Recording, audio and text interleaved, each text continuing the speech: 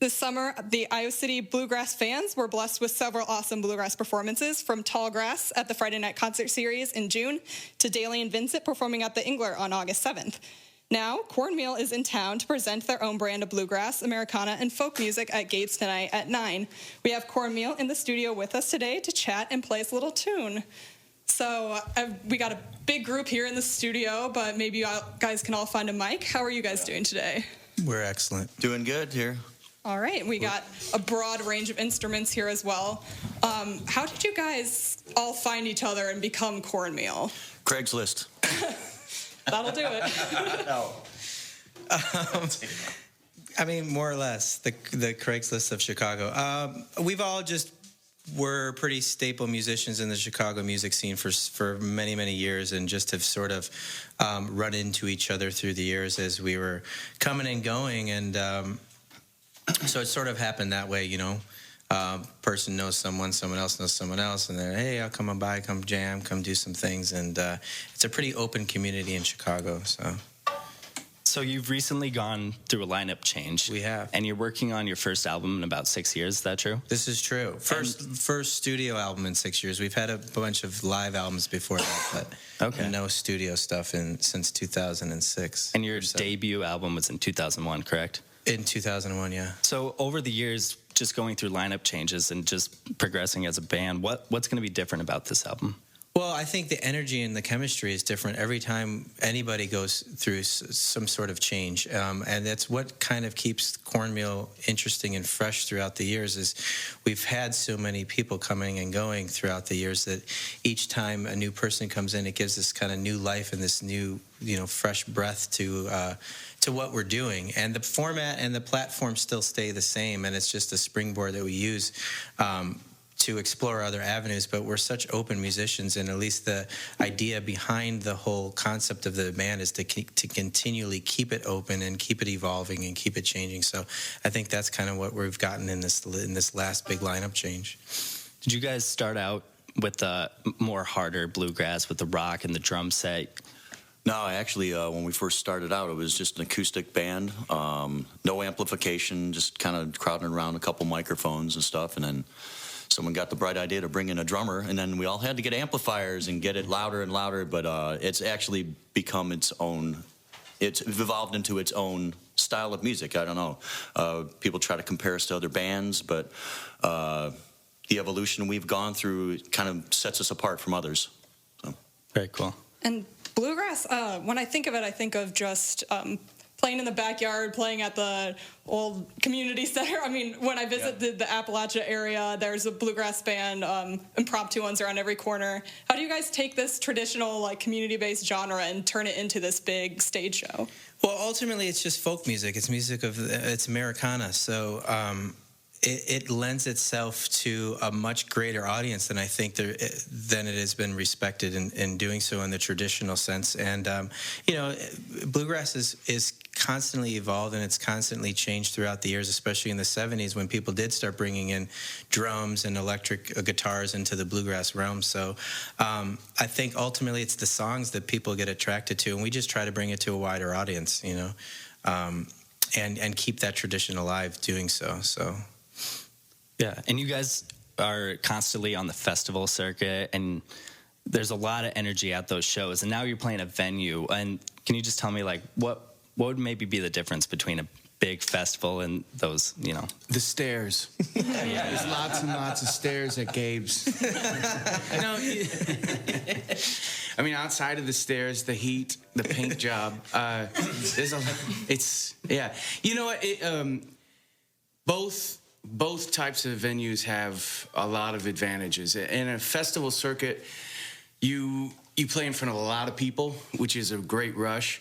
In a smaller venue, you get a much more intimate view with your audience and a kind of a more direct connection. Both are very important to us, if that makes sense. Yeah. Did you guys have a favorite festival you visited recently? Oh, we can't say that. Because the other festivals we have said. No, but we did do a week of karaoke in Montana, and that was a pretty good time. Yeah. So that was probably our highlight from the summer. Yeah, the best bar we've never played was the Crystal Lounge, and that was because a couple people did Sheryl Crow and what's his name? Kid Rock. Oh, did. Yeah. I mean, every honestly, we love the outdoors thing. Like Scott was saying, it gives a completely different energy, and it just really depends. Like, we're such a live band that the setting really does affect how we play and the audience and the energy of the surrounding area. So, we just like getting out and doing what we do. So, do your songs change at all? Like maybe more improv at the festivals, because that's kind of like the theme sometimes. Yeah, it kind of goes back and forth a little bit. Sometimes we're a lot more freer to explore in a smaller gig because it's more intimate and our crowd knows us and they're waiting for us to sort of take us on a different journey, take them on a different journey. Whereas the larger festivals, you're sort of constrained to a specific set time and a specific part of the day. And, so it just depends, it depends on how much we get to stretch and how much, how tight we have to keep it for the show. So Right. Maybe we'll let you guys play a song for us. I know when we got in the studio, you guys were bouncing ideas back and forth. Have you decided what tune? we have. We're going to start with a more on the traditional side of the bluegrass, even though it's an original called Long Hard Road. All right. 1, 2, 1, 2, 3.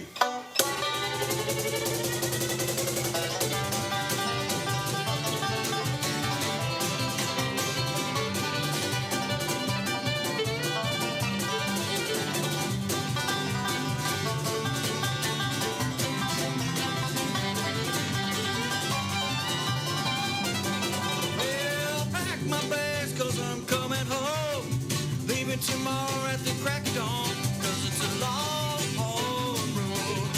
Where struggles come and struggles go. Where they land, even I don't know, 'cause it's a long, hard road.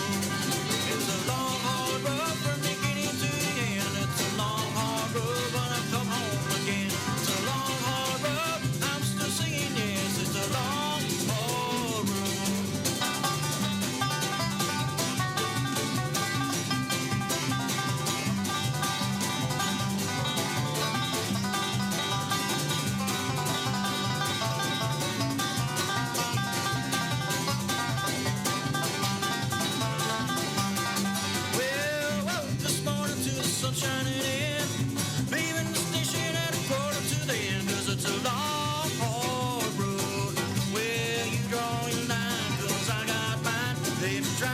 Since the beginning of time, 'cause it's a long, hard road. It's a long, hard road from beginning to the end. It's a long, hard road. I'm coming home again. It's a long, hard road. I'm still singing, yes. It's a long, hard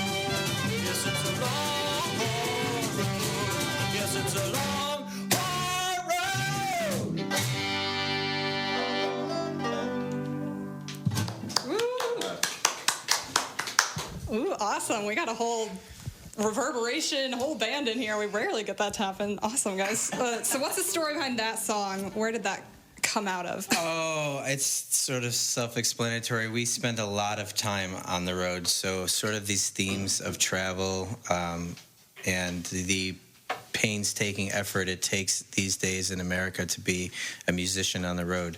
So it was just kind of some thoughts at the time of a few years back of how much we were traveling. We were up to almost 200 days a year on the road for about 4 or 5 years consecutively. So things were getting a little tense out there. You guys haven't had any thoughts like the band, like this is maybe too dangerous, getting out there is kind of hard? Like, No, the danger is what excites us. yeah, that's fun. So even though drums didn't start with this type of music, that train beat just seems to fit in there nicely. Do you know where that maybe came from or how that ties in so well? I think there was always probably somebody banging on, bones or a box or something. The instrument I'm playing is called a cajon, and it's comes from Latin America, but it's basically just a guy that sat on a box and tapped on it, and now they kind of make it with nice wood and tune it up and stuff. But yeah.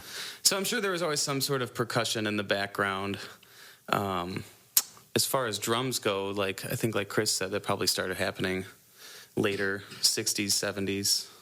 Yeah, that train beat picked Right. up and... Well, it just took over. The rhythm just was a mandolin rhythm. So traditionally during the Monroe brothers with Bill Monroe and his brother Charlie, Bill Monroe was keeping that rhythm going with a hard shucking motion on the mandolin, and it was creating a lot of woodsy sound off the body of the mandolin, and that eventually just led into to become the traditional bluegrass rhythm section, where the mandolin and the bass player were the timekeepers. They were kind of like the kick drum and the snare together. So in the early 70s, when bluegrass bands started bringing in drums, is when they started taking over that kind of rhythmic pattern and putting it into a drum set. So drums would be kind of just repetitive. The percussion is already there. Exactly. The percussion is already there. It was just for reinforcement purposes, really, generally, So you guys, you've taken your own route, but do you have any tips for any band starting out, that would,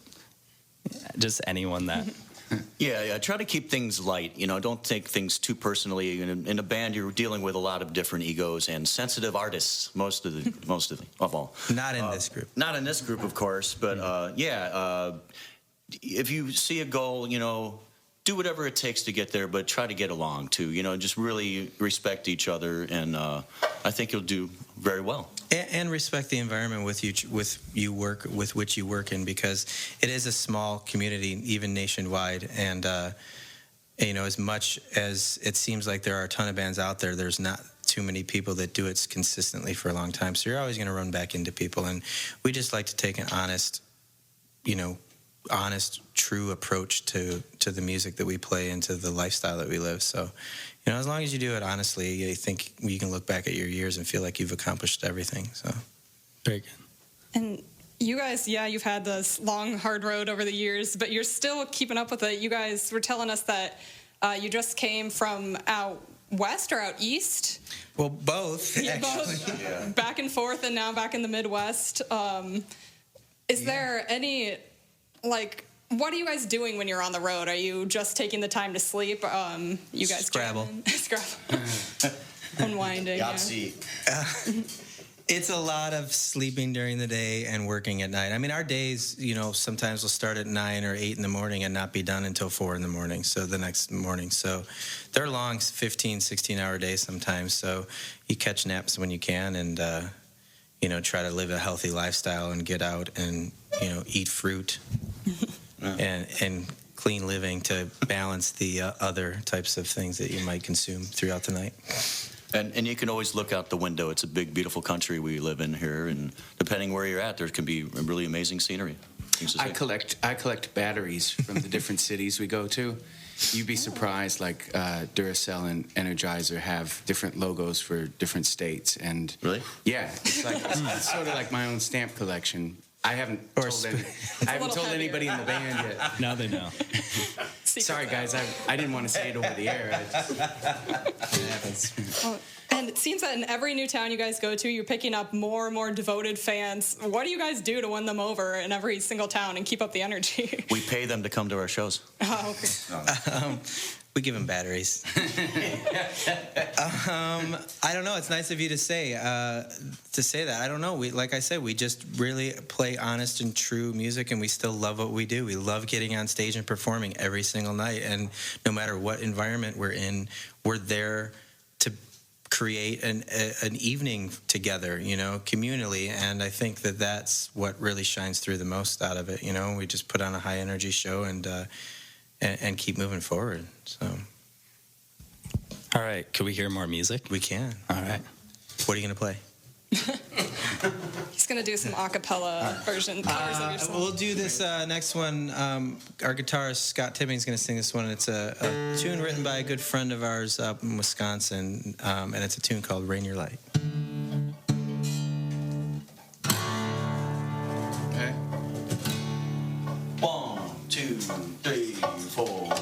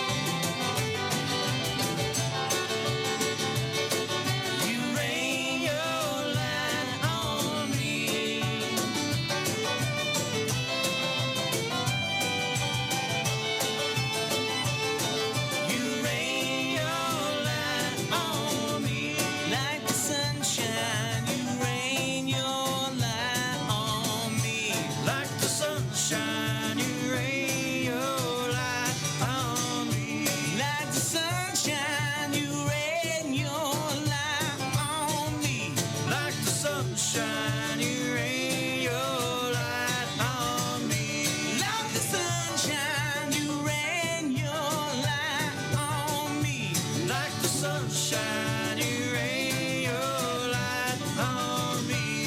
Like the sunshine, you rain your light on me. Like the sunshine, you rain your light on me. Like the sunshine, you rain your light on me. Like the sunshine, you rain your light on me. Like the sunshine, you rain your light on me. Like the sunshine, you rain your light on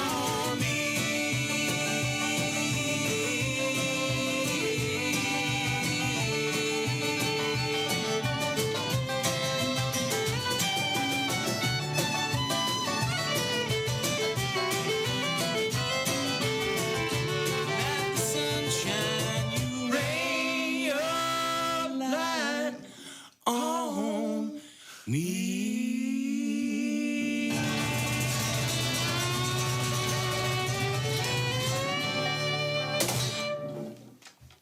Woo, woo, woo. Yes. Well, thank you guys so much for coming in with us today. We better let you take off and do your sound check at Gabe's, but don't forget, I think you might still be able to catch a ticket if you're lucky. 9 p.m. tonight at Gabe's on Washington Street. With Hen House Prowlers Yes, opening with our up the good show. friends, yes. Another great bluegrass band from Chicago. This will be a lot of beats and energy and dancing around tonight. This is true. So come on down. Stop and get a sandwich at my friend Josh's place in Nodos, too. All right. Take that advice to heart. Well, the music will be hot. Unfortunately, it will also be hot outside. It's currently 89 degrees, but it feels more like 96 because it's just that time of year, I guess. There's a 34% chance that it might still rain today like it was last night or early this morning. But this weekend looks to be a little cooler at least. We have highs around 72 and 73 on Sunday, 75 tomorrow with a little more rain expected. But overall, pretty decent weekend for the football game and all our outdoor concerts. Thank you guys for tuning in to KRUI. This has been your news at 5. You heard it on KRUI, so you know it's true. Music and arts every Thursday. Next week, we'll have the Sapwoods talking about their new album. Thanks for listening. And on Local Tunes next Tuesday, the banjo man John Eric will be on. All right, thank you. Thanks.